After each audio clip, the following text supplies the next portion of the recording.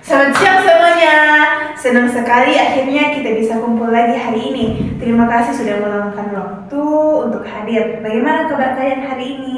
Baik kak, cuman agak capek aja habis kuliah tadi. Aku juga baik kak, cuman ada ngantuk dikit. Hehehe, tidak apa-apa.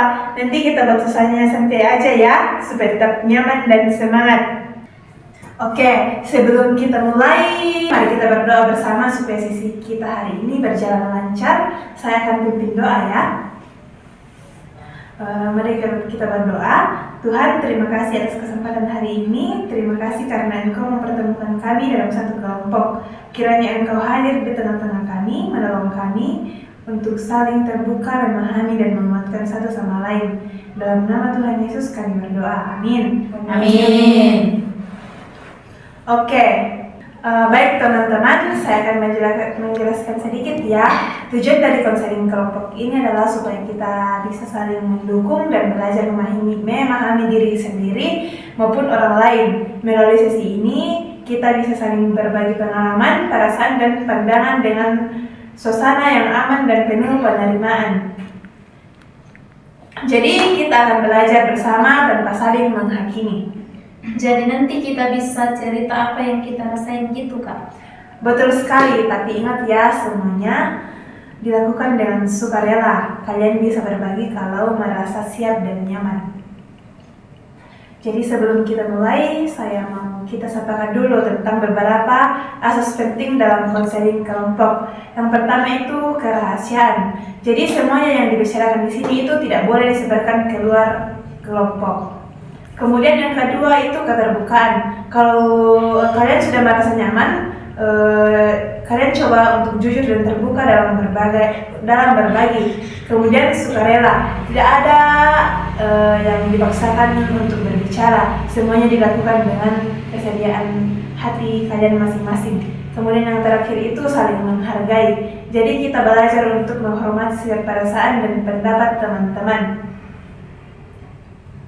Oke kak, jadi kita harus saling jaga ya biar semua merasa aman. Iya, benar sekali Dewi. Kita akan berusaha menciptakan ruang yang aman dan saling mendukung. Oke, sebelum kita masuk ke sesi utama, biar semuanya lebih cair, biar tidak tegang-tegang amat seperti ini, kita akan main permainan ringan namanya cerita di balik nama panggilan. Caranya gampang sekali. Setiap orang menyebutkan nama panggilannya yang biasa digunakan dalam cerita kecil atau makna di baliknya. Bisa juga cerita lucu yang pernah terjadi karena nama itu. Tujuannya supaya kita bisa saling mengenal lebih dekat. Saya mulai dulu ya. Ya, nama saya Gabriela, tapi teman-teman biasanya panggil saya Gaby. Dulu waktu SMA teman-teman suka panggil saya Gebo karena saya pernah salah ngomong di depan guru waktu presentasi. Ya, sekarang giliran Rosita. Kalau saya biasanya dipanggil Sita, tapi dulu waktu kecil teman-teman sering panggil Osip. Katanya gitu sampai sekarang karena masih ada yang manggil gitu. Ya, iya. Kalau saya biasa dipanggil Del, tapi dulu di sekolah ada teman yang manggil saya Adel, panjang banget. Oh iya. Karena katanya suara saya kecil, jadi harus dipanjangin biar dengar. Kalau saya biasa dipanggil Yes, tapi dulu ada guru yang panggil saya Yesus kecil. Cuman karena namanya mirip, katanya waktu itu saya malu banget. Lanjut. Saya dipanggil Deo, tapi dulu teman dekat saya suka panggil Deo. Karena katanya itu lebih manja. Kalau saya dipanggil Tri, tapi dulu waktu SD ada teman yang salah nyebut jadi Fred. Kayak kata bebas, akhirnya malah jadi bahan candaan. Lucu ya ceritanya. Ternyata di balik nama panggilan banyak kisah kecil yang bikin kita tertawa dan makin kenal satu sama lain. Semoga setelah ini kita bisa merasa lebih dekat dan nyaman berbagi. Terima kasih semuanya sudah mau berbagi. Sekarang suasananya sudah lebih hangat dan akrab ya. Setelah ini kita akan lanjut ke bagian sesi inti di mana kita akan bisa mulai membagikan hal-hal yang ingin dibicarakan hari ini. Terima kasih semuanya. Suasana kita sekarang sudah lebih santai dan akrab ya. Nah, sekarang teman-teman, setelah tadi kita saling mengenal dan mencairkan suasana, sekarang kita akan masuk ke tahap berikutnya, yaitu tahap berbagi pengalaman pribadi. Di bagian ini, setiap dari kalian akan punya kesempatan untuk menceritakan hal-hal yang sedang dirasakan, dialami, atau dipikirkan. Tujuannya bukan untuk mencari siapa yang benar atau salah, tetapi untuk saling memahami dan mendukung. Berarti nanti kita bisa cerita tentang hal yang sedang kita alami begitu ya Kak? Iya, betul sekali Sita, tapi ingat, tidak ada paksaan. Kalian boleh berbagi sejauh kalian merasa aman. Sebelum kita mulai berbagi, saya ingin memastikan dulu apakah kalian sudah merasa cukup nyaman untuk saling terbuka dan mendengarkan teman-teman lain dengan empati? Kalau aku sudah siap, Kak. Aku juga Kak, rasanya suasananya sudah enak sekarang. Iya, aku juga siap, asal semuanya saling mendukung aja. Bagus sekali, itu yang penting. Kita saling mendukung dan tidak saling menghakimi, karena dalam kelompok ini setiap orang punya cerita yang unik dan berharga. Sebelum kita mulai berbagi, saya ingin kita ingat bahwa dalam kelompok ini kita belajar percaya satu sama lain.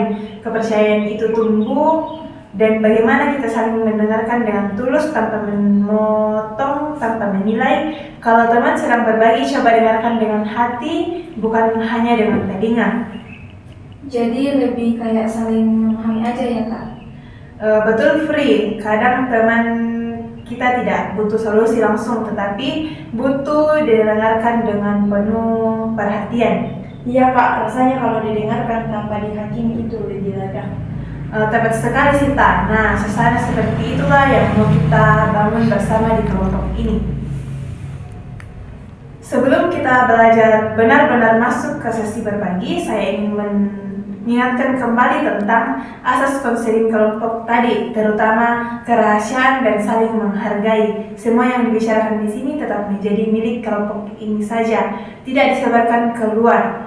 Dan ketika teman-teman sedang berbicara, mari kita dengarkan dengan penuh hormat tanpa menyela atau menilai. Baik Kak, kita juga sama-sama ya.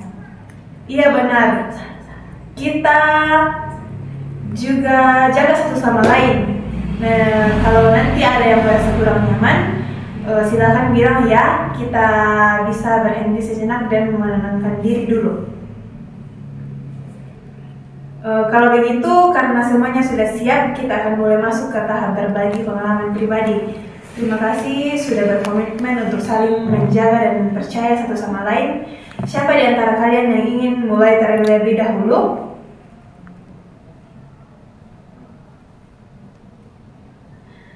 Baik teman-teman, sekarang kita masuk ke dalam tahap kegiatan inti. Di bagian ini, kalian boleh berbagi pengalaman pribadi yang sedang kalian alami atau yang belakangan ini cukup mempengaruhi perasaan kalian. Kita akan coba dengarkan satu sama lain dengan terbuka, dengan penuh empati. Siapa yang merasa siap untuk memulai berbagi duluan? Kalau boleh saja, saya aja duluan Kak. Baik, silakan Rosita, ceritakan saja dengan tenang dan perlahan ya. Belakangan ini saya merasa sulit fokus belajar Kak. Saya sering menunda-nunda tugas, kadang malah baru mengerjakan malam sebelum dikumpul. Saya tahu itu salah, tapi susah banget untuk berubah. Terima kasih Sita sudah berani berbagi teman-teman. Bagaimana kalau hari ini kita jadikan masalah menunda tugas atau prokrastinasi yang dialami Rosita sebagai fokus utama sesi kita? Aku setuju, Kak. Kayaknya aku juga pernah ngalamin hal yang mirip. Iya, aku juga setuju. Mungkin dari situ kita bisa bersama-sama belajar. Baik, jadi kita sepakati bersama bahwa topik kita hari ini adalah tentang kesulitan mengatur waktu dan kebiasaan menunda tugas ya. Sekarang Sita, kamu boleh cerita lebih dalam ya, apa yang biasa terjadi saat kamu mau memulai mengerjakan tugas? Biasanya saya udah niat dari siang, tapi begitu buka laptop malah buka media sosial dulu. Tiba-tiba udah malam dan akhirnya panik karena belum mulai apa-apa. Kadang saya juga merasa malas karena takut hasilnya nggak bagus. Jadi selain menunda, kamu juga merasa takut hasilnya tidak sesuai harapan ya?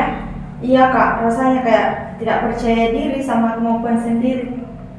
Aku bisa relate banget Sita. Kadang aku juga merasa takut gagal, jadi malah nggak mulai-mulai. Tapi setelah aku coba buat jadwal kecil-kecilan, ternyata lumayan membantu. Aku juga dulu sering kayak gitu, tapi aku belajar buat kasih waktu istirahat di tengah belajar biar nggak terlalu stres. Iya Sita, kamu nggak sendiri kok. Kadang kita terlalu keras sama diri sendiri. Pelan-pelan aja, yang penting mulai dulu. Wah, terima kasih teman-teman, luar biasa ya, saling mendukung dan saling cara masing-masing. Sekarang coba kita refleksikan sedikit ya, waktu mendengarkan cerita Sita tadi, atau mungkin saat kalian mengalami hal serupa, perasaan apa yang muncul? Aku jadi ikut deg-degan kak, soalnya kayak ngaca sama diri sendiri. Kalau aku merasa agak malu juga kak, karena sadar sering kayak gitu. Aku merasa takut salah, takut kalau hasilnya kerjaanku nanti nggak bagus. Aku sendiri sering gelisah dan gemetar kalau udah dekat deadline kak. Terima kasih teman-teman, jadi banyak perasaan yang muncul ya, deg-degan, gelisah, takut, salah, malu, itu sama wajar sekali, karena itu bagian dari pengalaman kita sebagai manusia yang ingin melakukan yang terbaik.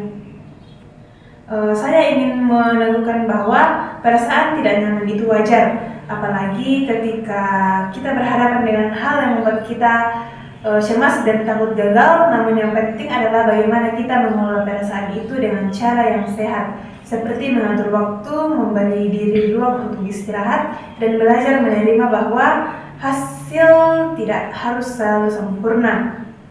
Kalian sudah luar biasa, berani jujur dan terbuka hari ini.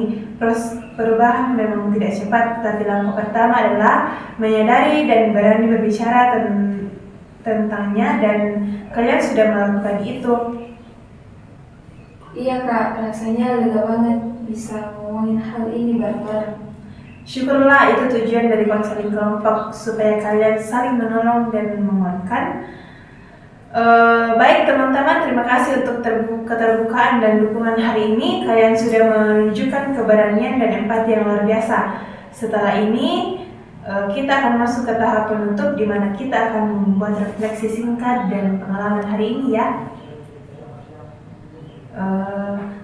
Baik teman-teman, tanpa terasa waktu kita sudah hampir selesai. Hari ini kita sudah melewati perjalanan yang luar biasa bersama, mulai dari mengenal, berbagi pengalaman, sampai saling menguatkan. Sekarang kita akan masuk ke dalam tahap penutupan sesi konseling kelompok ini.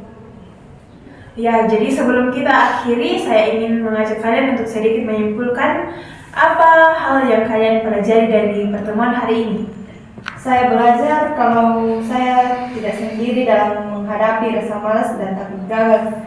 Ternyata teman-teman juga pernah mengalami hal yang sama, dan itu bikin saya merasa lebih kuat. Kalau aku belajar buat lebih sadar sama waktu dan mulai bertanggung jawab sama hal-hal kecil dulu. Saya jadi sadar kalau perasaan gelisah itu nggak selalu buruk, asal kita bisa mengelolanya dengan baik. Kalau saya belajar, pentingnya saling mendukung dan tidak menilai diri terlalu keras. Buat saya, sesi ini bikin saya lebih tenang dan termotivasi buat mulai berubah pelan-pelan. Ya, terima kasih teman-teman, refleksi kalian luar biasa dan sangat berarti. Setiap orang punya prosesnya masing-masing, dan yang penting adalah kita terus bertumbuh dan pengalaman. Sekarang sebelum kita tutup, saya ingin mendengar sedikit kesan dan pesan kalian tentang kegiatan konseling kelompok ini. Saya merasa sangat terbantu. Kak, awalnya agak gugup, tapi ternyata suasananya hangat dan nyaman. Saya senang bisa berbagi dengan teman-teman, rasanya lega dan lebih termotivasi. Menurut saya ini pengalaman yang berharga banget. Saya belajar untuk lebih terbuka dan mendengar orang lain. Kegiatan ini bikin saya sadar bahwa kita semua butuh ruang aman untuk cerita dan didengarkan. Saya merasa bersyukur Kak, walaupun singkat tapi banyak hal yang saya dapatkan hari ini. Terima kasih untuk kesanan-kesanan kalian. Saya juga sangat bersyukur bisa mendampingi kalian hari ini. Kalian semuanya luar biasa. Sebelum kita menutup sesi ini, saya ingin membacakan satu ayat firman Tuhan untuk menguatkan kita semua. Ayat ini diambil dari Filipi 4 ayat 13 yang berbunyi, segala perkara dapat kutanggung di dalam Dia yang memberi kekuatan kepadaku. Ayat ini mengingatkan kita bahwa dalam segala tantangan, termasuk saat kita merasa lemah, takut, dan tidak percaya diri, Tuhan selalu memberikan kekuatan agar kita bisa bertahan dan bangkit kembali. Sekarang mari kita menundukkan kepala dan bersatu dalam doa penutup. Kita berdoa.